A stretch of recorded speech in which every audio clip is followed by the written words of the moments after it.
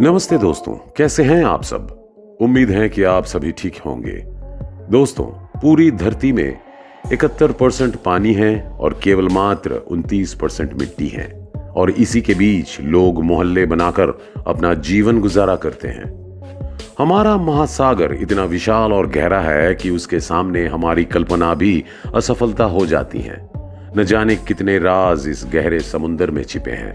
इन्हीं रहस्यों में से एक है टाइटैनिक। इस जहाज को डूबने के 73 सालों तक कोई नहीं जानता है कि ये कैसे और कहां डूबा था और अभी कहां है।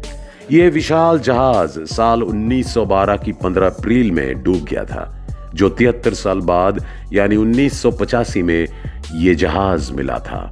लेकिन 30 साल बाद भी इस जहाज को समुद्र की गहराइयों से नहीं निकाला जा सका। मगर आज इस वीडियो में हम आपको टाइटैनिक जहाज कैसे और क्यों डूबा इसके बारे में नहीं, बल्कि इस बारे में बताएंगे कि जहाज अब समुद्र के किस स्थिति में है और इसे क्यों अभी तक निकाला नहीं जा सका। इस बारे में आपको जानकारी देंगे। लेकिन जिस दोस्तों ने अभी तक हमारे चैनल को सब्सक्राइब नहीं किए हैं, वह अभी इस वीडियो के नीचे दिए गए सब्सक्राइब बटन पर क्लिक करके हमारे चैनल को सब्सक्राइब जरूर कर लीजिए। इसके साथ पास के बेल आइकॉन को भी जरूर दबाएं। तो चलिए शुरू करते हैं। हम सभी जानते हैं कि टाइटैनिक क्यों और कैसे डूबा था, और इस ज्ञान के पीछे मुख्य कारण टाइटैनिक नाम की ये आइकॉनिक फिल्म है जो 1953 में रिलीज किया गया था। ये जहाज डूबने के बाद लगभग 73 वर्षों तक कई वैज्ञानिकों ने बहुत खोजा है, पर किसी को कुछ पता नहीं चला। अंत में 1985 में एक आर्कियोलॉजिस्ट और एक अमेरिकी नौसेना अधिकारी रॉबर्ट और बिल, इन दोनों मिलकर टाइटैनिक को खोजने के लिए एक मिशन पर निकल पड़े, और वे अंत में जान सके कि टाइटैनिक अब कहां और किस स्थिति में है। इसे खोजने के बाद इसके कई रहस्यों के बारे में खुलासा किया, जो जानने के बाद पूरी दुनिया हैरान थी। टाइटैनिक जहाज समुद्र से 12,000 फीट नीचे था। एक आधिकारिक रिपोर्ट के अनुसार डूबते समय टाइटैनिक पूरी तरह से बरकरार था, लेकिन जब वह धीरे धीरे पानी में डूब रहा था तो वह 2 भागों में बंट गया। लेकिन ऐसा क्यों हुआ? Titanic the new evidence report में कहा गया है कि टाइटैनिक कोई बर्फ खंड से नहीं टकराया था, तो ये आग लगने के कारण डूबा था। जब गोताखोर को जहाज मिलता है, तब उन्होंने देखा कि इस जहाज में अभी भी कई चीजें बरकरार है। तब काफी कोशिशों के बाद भी जहाज को नहीं निकाला जा सका, तो सभी ने उसे निकालने की कोशिश करना छोड़ दिया। शायद वे जानते थे कि ये कभी नहीं निकाला जा सकता है।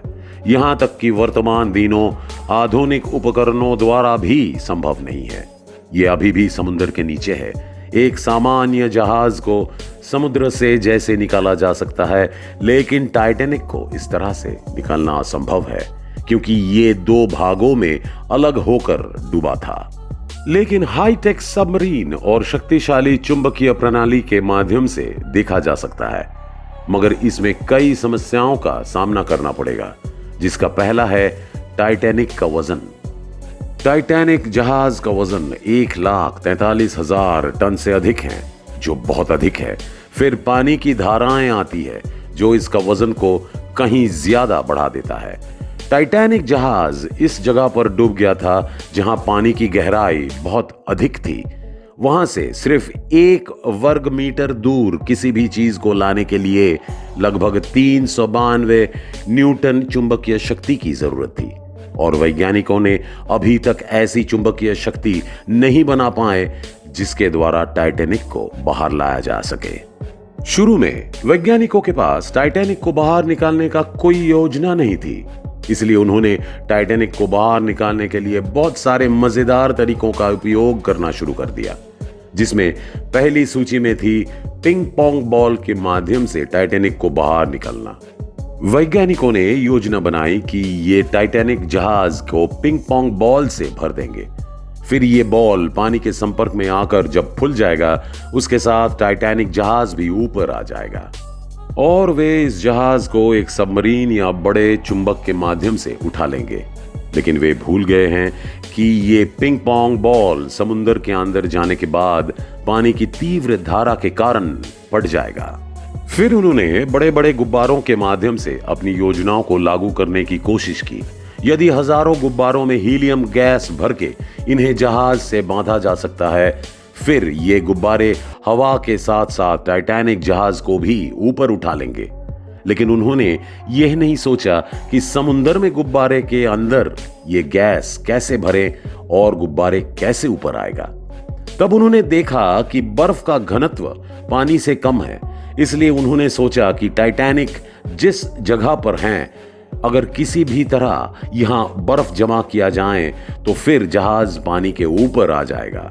और इस तकनीक को एक अमेरिकी इंजीनियर जॉन ने बताया था और उन्होंने यह भी कहा कि इसके लिए अधिक तरल नाइट्रोजन की आवश्यकता होगी।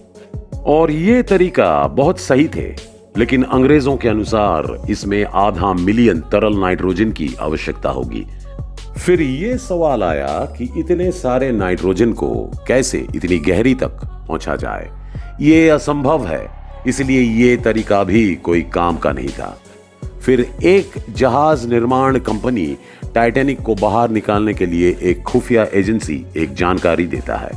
उनके अनुसार सबसे पहले टाइटैनिक पर जमा हुआ कचरा और शावला को साफ करना चाहिए और उसके लिए शक्तिशाली वैक्यूम क्लीनर की आवश्यकता होगी। फिर एक बड़ी लोहे के शिकल के साथ टाइटैनिक को बांधना होगा। फिर बाकी काम इस मशीन खुद करेगा। इसके अलावा इस तरह के सबमरीन भी प्रस्तुत करना होगा जिनके टैंक गैस से भरे होंगे। इतना ही नहीं, इस योजना को लागू करने के लिए कई बिजली की आवश्यकता होगी। वैज्ञानिकों के अनुसार इसके लिए लगभग 20 मिलियन किलोवाट बिजली की जरूरत होगी और इस बिजली उत्पादन के लिए एक पावर प्लांट की जरूरत है। लेकिन समस्या ये थी, समुद्र की इतनी गहराई में पावर प्लांट कैसे बनाया जाए। इसलिए वे फ्लोटिंग पावर प्लांट बनाने के बारे में भी सोचते हैं, लेकिन समुद्र के पानी की प्रवाह के कारण यह प्लांट की तार फट जाएगा और अगर इसे किसी भी कारण से लागू किया जा सकता है तो इसके लिए बहुत अधिक मूल्य देना होगा। इसलिए वैज्ञानिक भी इस योजना को रोक देते हैं। फिर भी कई बड़े बड़े कंपनियां इस प्रोजेक्ट के साथ काम करना चाहती थी, लेकिन इसकी खर्च इतना ज्यादा है कि इसके बारे में ना सोचे तो ही अच्छा है, क्योंकि टाइटैनिक को पानी में से निकलने के लिए जितना पैसा खर्च होंगे उस पैसे को वसूल करना असंभव है। यदि कोई कंपनी इस प्रोजेक्ट के साथ काम करती हैं और टाइटैनिक को बाहर निकालकर संग्रहालय में भी रखती हैं तो उस पर खर्च किए गए धन को पुनर्प्राप्त करने में 100 साल लगेंगे। हालांकि ये जहाज कई लोगों की भावना में शामिल है, फिर भी कोई भी कंपनी बड़ा जोखिम नहीं लेना चाहती है। वैज्ञानिकों के अनुसार बैक्टीरिया ने टाइटैनिक के हर एक हिस्सों को कमजोर कर दिया है और भविष्य में ये बैक्टीरिया टाइटैनिक को पूरी तरह से नष्ट कर देंगे।